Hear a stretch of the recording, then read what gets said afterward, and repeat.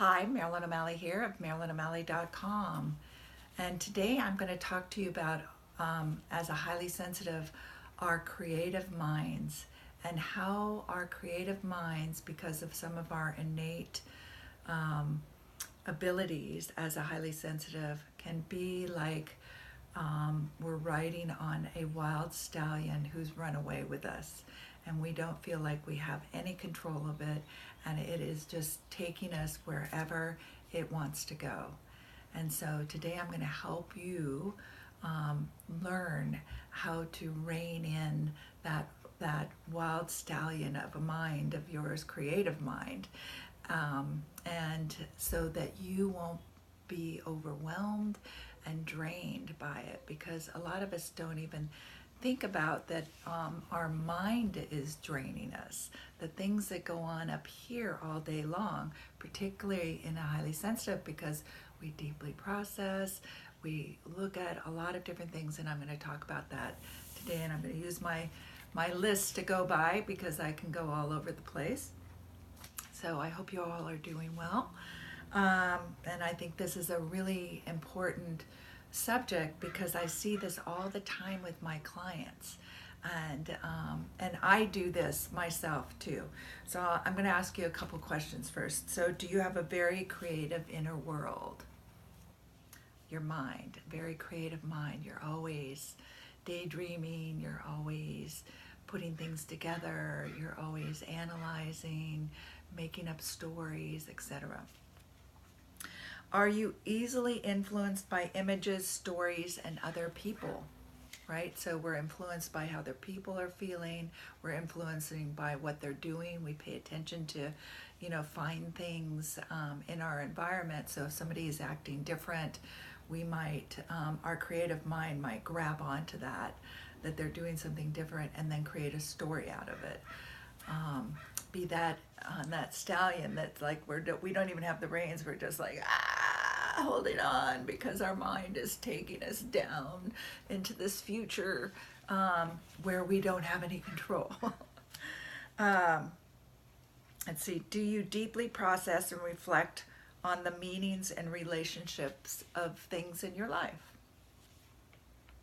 Do you take emotions, ideas, and thoughts to their extremes? So you can go to an extreme in the negative and to an extreme in the positive.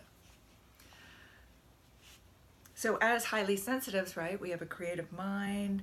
We're empaths, so we feel other people. We're highly attuned to the things that are happening around us. Those are our innate things. So let me give you a couple examples about how this might look, so you can see if you relate. So if we take it like in a relationship, so say you have you're in a relationship, and all of a sudden, in a new relationship, let's start that, and all of a sudden the person, it does something that you're not used to them doing, and then it triggers something in you from a past memory.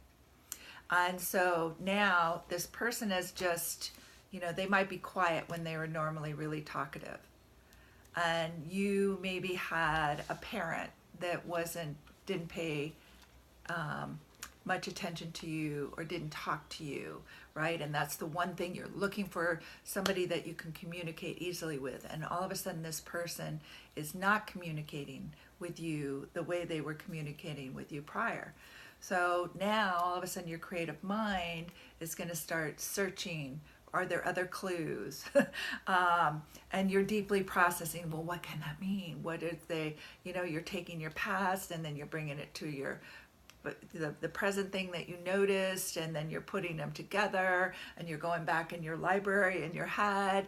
And so you're taking I see most people taking it down the road, that all of a sudden, in a few seconds, he's leaving you. He doesn't want you anymore. You're not enough. You're not good enough. You're devastated. You're on the floor in tears, or so that you have this whole you can't live. And I'm laughing because a lot of times it's that creative, beautiful mind of ours that will take us on this crazy ride, right, of being out of control and not being able to handle what's going to happen to us, and then it's overwhelming and it's overstimulating. So I want you to get, when you do that, your brain doesn't know that it's the difference between reality and make-believe. So your body is actually going through all those stresses, all those feelings, all those strong emotions. And us highly sensitives have really strong emotions. So let me do another one, like a job or a career. You're in a career, and all of a sudden you notice something different. You could have been in. I had one client. She's been with this company for years, and she's been a top salesperson for years. Top, and she will just notice, like, if she's having a time struggling with herself with overwhelm on different things, might not even have anything to do with work, might be at home issues, but when she comes to work and then she sees, like, oh, there's supposed to be a report or something, she'll think the worst. She'll be looking at everything that is that she hasn't done, or that she thinks she should have done by now, and so she'll within like 60 seconds come to the conclusion they're going to fire her. She's no good. They're going to get rid of her. And again, she's on that wild stallion, riding away. It's out of her control. And then she starts creating even more stories. Then what will that mean? And blah, blah, blah, blah. Again, she's a heap on the floor, and she has no control over everything, and her life is crumbling and falling apart, and she'll be left alone, and nobody will love and like her, right? So how many of you can relate to these stories and doing things that quickly? I think I think a lot of us do that, and we don't even you might not even realize that you're doing that. And again, you're feeling this in your body as if it's already happening and to you. And so if you imagine, right, the highly sensitives, we get overstimulated or overwhelmed with too much going on. So if you're trying to run your life, you're trying to do your job at work, and you're running your home or your family, or you've got you're an entrepreneur and you're running your own business, and you've got people to manage and things to do, and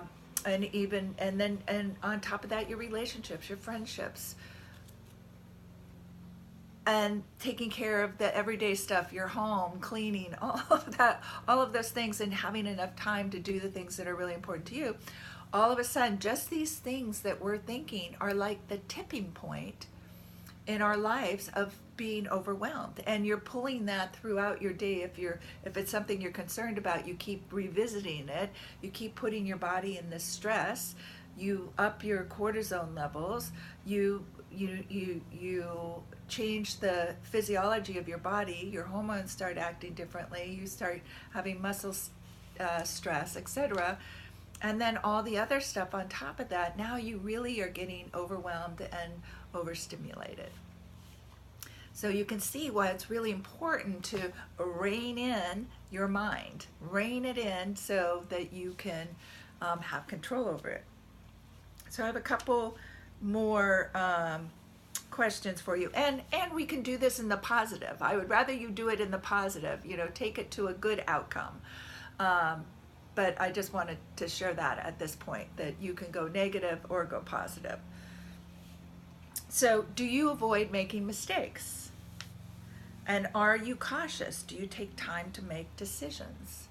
Because one of the innate traits of a highly sensitive is that we have an overreaction to criticism and to praise. We have we overreact to it. We love praise, and then we take criticism to the extreme, like, oh my God, it's the worst thing.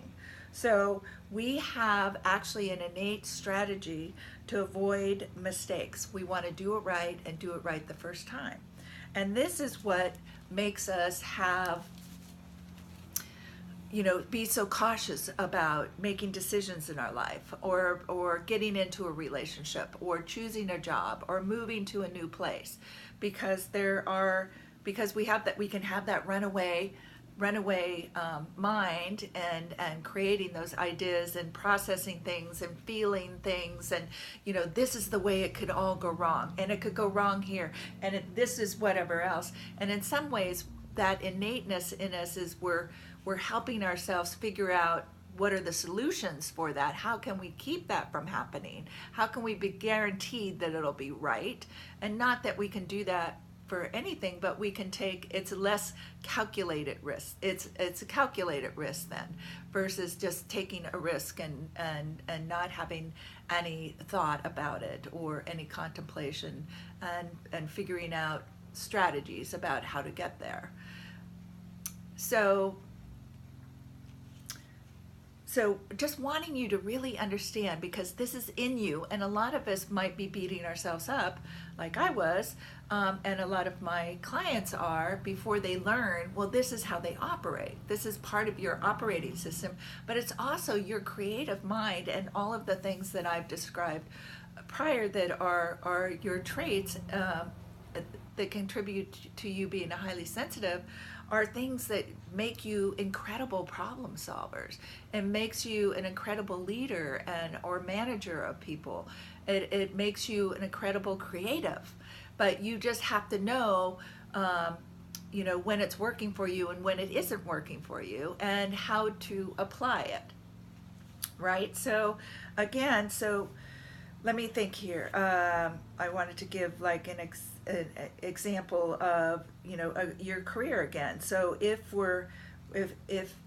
you get criticized at work, again, you might take that criticism as something that or like I said before, you might not take a job unless you know that you can do it well. See, these are the things that can hold you back. I want you to see too, these things that you're thinking about. So if you're always avoiding making a mistake, which as an entrepreneur, I know I work with a lot of highly sensitive entrepreneurs, and a lot of entrepreneurs like to be, highly sensitives like being an entrepreneur because they can create their own environments and stuff. But this is one of the parts that's really hard for them, is making those decisions and doing things, and being all right with making mistakes, not getting it perfect. This is why I have my pad, because I don't want to be all over the place, and I don't want to redo this multiple times. I really want to do this. I want to make my recording with you and do it once and have that be it.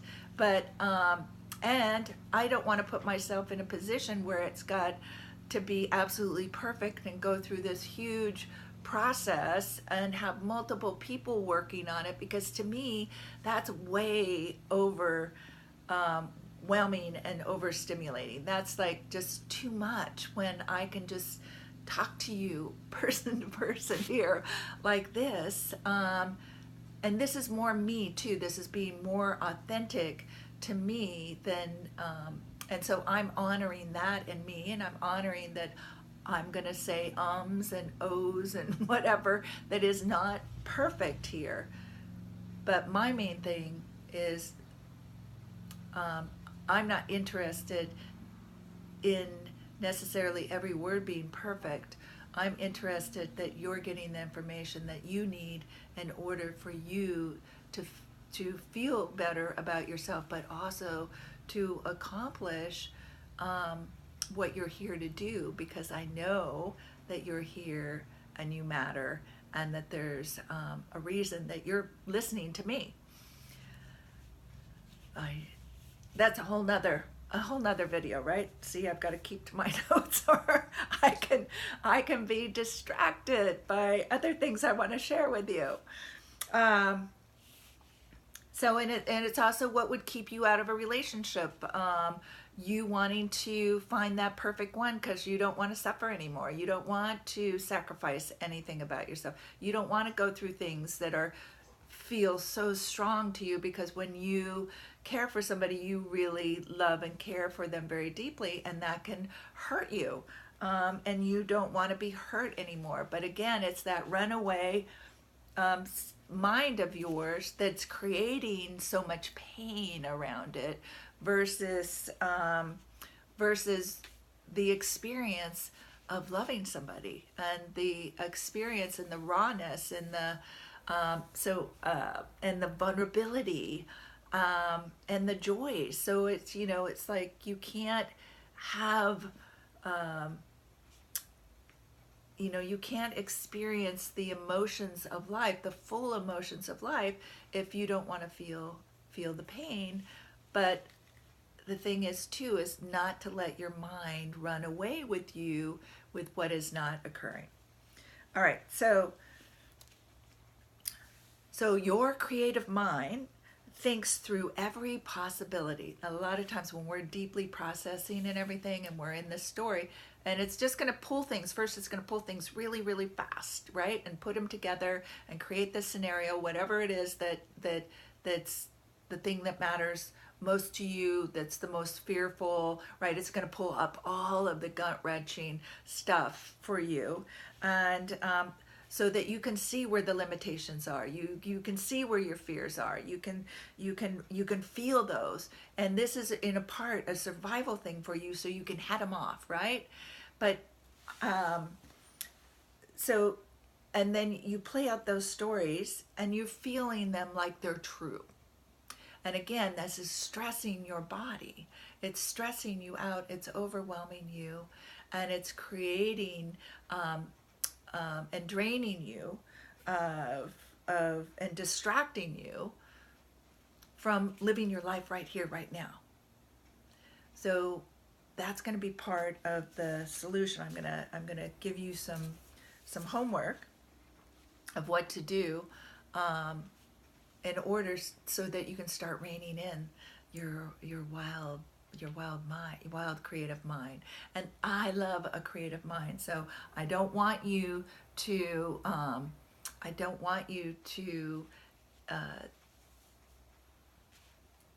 want you to be able to ride that wild stallion, ride that mind, but you understand it, and you know how to manage it, and you know when to stop it, and you know when to let it run free, right? That's what I want you to have, that sort of freedom. So we don't thrive in chaos and noise and clutter of the world.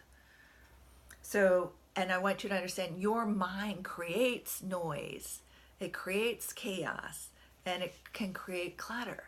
So we need to clear that out, and out of both your environment and your mind, in order for you to thrive, right? So it's not just the things around you.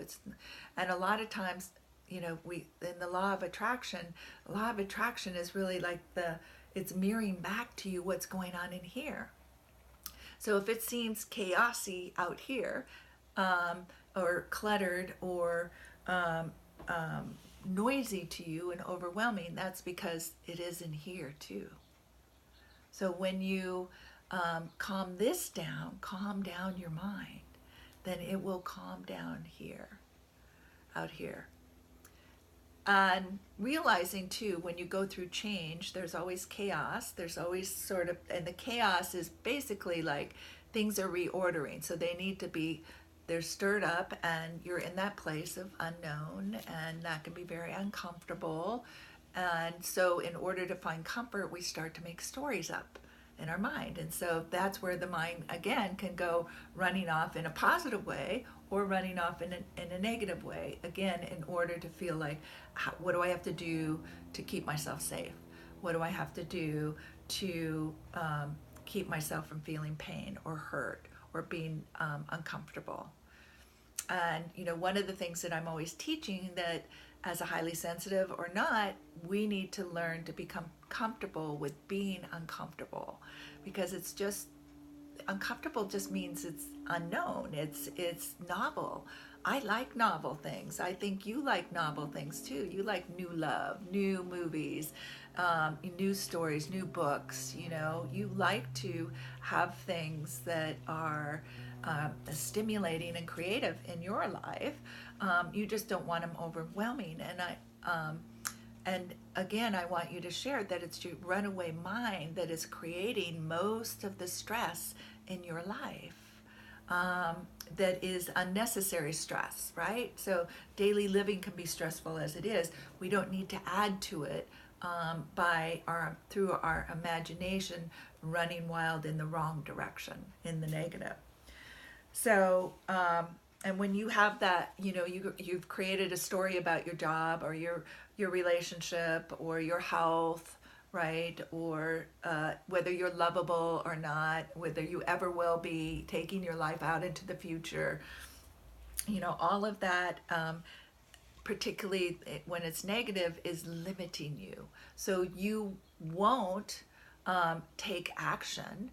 You won't feel the necessity to take any action because you're focused on all the limiting stories, all the stories that are telling you that you're going to die and end up on a heap on the floor, or you're going to be hurt or slayed or stepped on. You're gonna be a failure. You're going to be humiliated. That you will, in some way, suffer tremendously for any action that you take. And so that's why a lot of times you will feel like, oh my gosh, you can't do anything. You might be terrified, or you're just like you'll procrastinate. So. So does this sound familiar? Does it can you relate to what I'm saying here? Yeah, it's really fascinating and interesting. And so now I'm going to share with you some ways to rein in that mind, to rein in that runaway, wild, creative, beautiful mind, but to keep it so that you have control. So one of the things is to realize your innate gifts can be also your to your demise. That all those gifts that we talked about earlier, that creative mind, that your empathy, your ability to notice subtle things in your environment and people around you. And your your imagination. But those things can, like anything, there's everything is fine to a certain extent until you overdo it, and that's because of our ability to deeply process, and because of our avoidance of being criticized, and so wanting things to be perfect, or put in a way we want it like a guarantee that things are going to work out, and that can't always happen. In fact, most of the time that can't happen. But once you realize that you're the one that is creating the odds against that, and so if you start focusing your stories in a positive direction, then they won't be overwhelmed, and you'll have overwhelming or overstimulating. They can be, again, soothing, comforting, even though they're new to you, and supportive in you creating what it is that you're wanting to create in your life. So here's some things that I would ask, when you have that runaway mind, is like realizing, like almost standing behind you in your head, just going, oh, I'm playing out this movie, I'm playing out this story. And so what is the story I'm playing out? You might even, I would write things down so you can start to see what it is that you're doing. And then you can ask yourself, is this true? Is this story true, or am I making this story up? And then, do I need more information?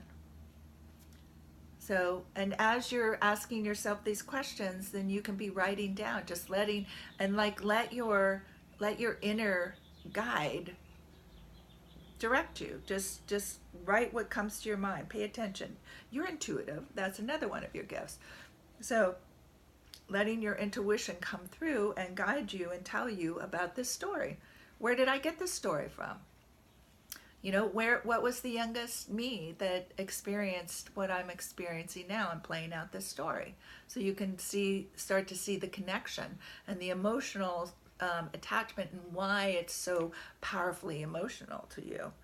And then you can ask, is this serving me? Does this story serve me? Does it take me, is it for my best and highest self? Is it helping others?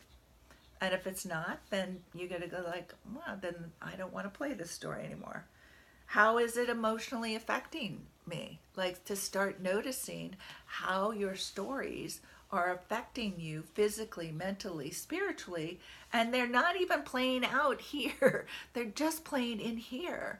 And how overwhelming. So once you can start to manage those stories, manage that runaway mind, and rein it in and be able to like, nope, nope, nope, we're fine, we're good. Nope.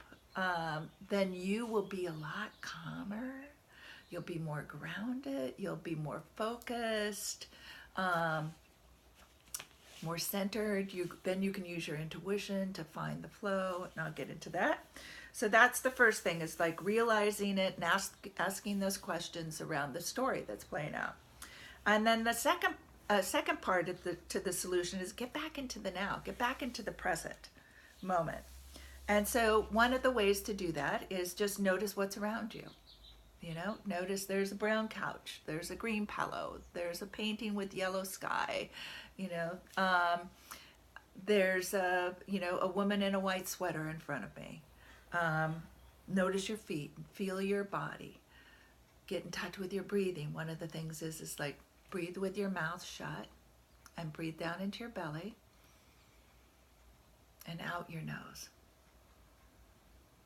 It's hard to do while you're talking.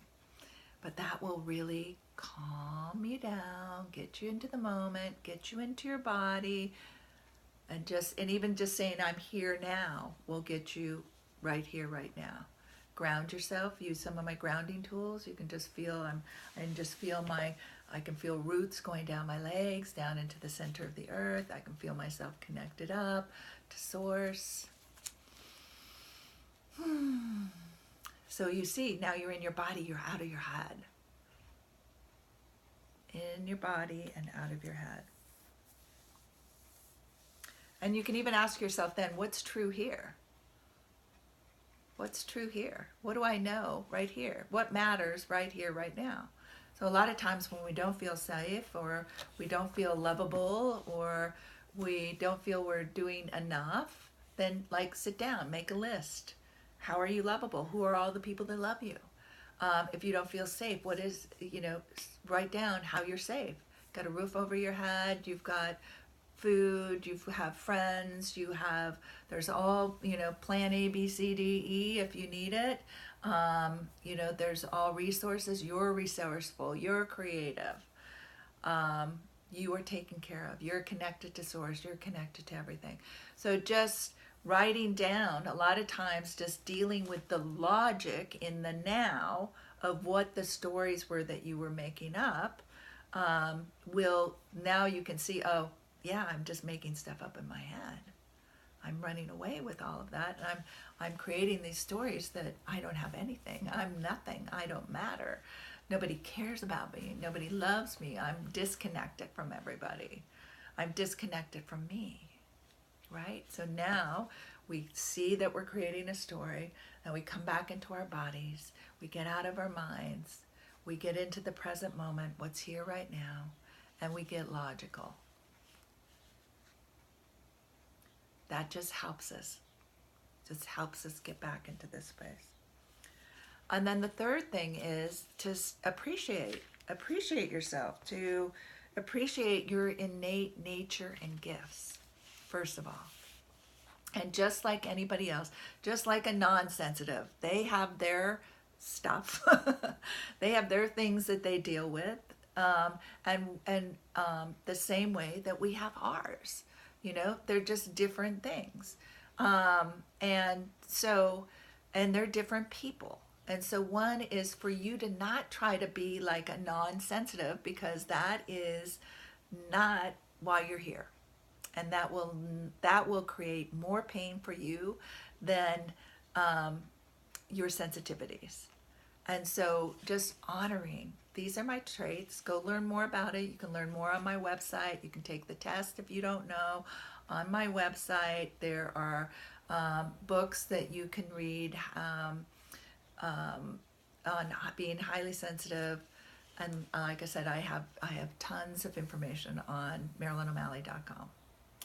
And there's other people you can go search out too. So, but really getting in touch with what those are, and I believe that a lot of them are superpowers. And if you know, like animals, the sensitive animals, because there are sensitive highly sensitives, like there are people, and those animals are the ones that keep the species alive. And I really believe all the highly sensitives that have been coming into the world, who have been here, and now there's a lot more coming in, are here to help our species and our planet survive and clean up the mess, because we are excellent, like I said, excellent problem solvers. We can see what's missing, we can see what's out of balance, and we can see how solutions, and we can lead, and we can find the right people, and do things in a very collaborative, loving, conscientious way, and that is, I think, what's needed right now on our planet. And so I want you to know that you have these skills, and you most likely, if you're watching me, are a up and coming leader or a leader in whatever area of your life that you're in. And it's really owning these and then modeling them and empowering others, other highly sensitives, or sharing your information with the non-sensitives. But part of that is really understanding who you are and taking care of yourself, because one of the things with highly sensitives is that we need self-care in order to not be overstimulated, overwhelmed.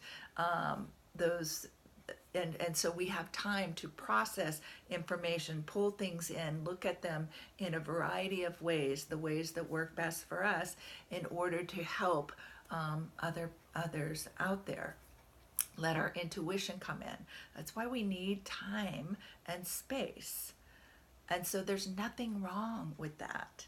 And there's no, but it's just realizing how you benefit. So if you want to, I want you to remind you, if you haven't already, go to my website and sign up for my newsletter. And I have a self-care guide for highly sensitives. On there, when you sign up, you get that, and there's all sorts of ways: grounding, setting healthy boundaries, how to remove energy, all sorts of things that will help you, be your best self. So I hope that was helpful. Again, I'm covering, this is a big topic, and it can be very personal. But I think I covered most of the things that will really serve you.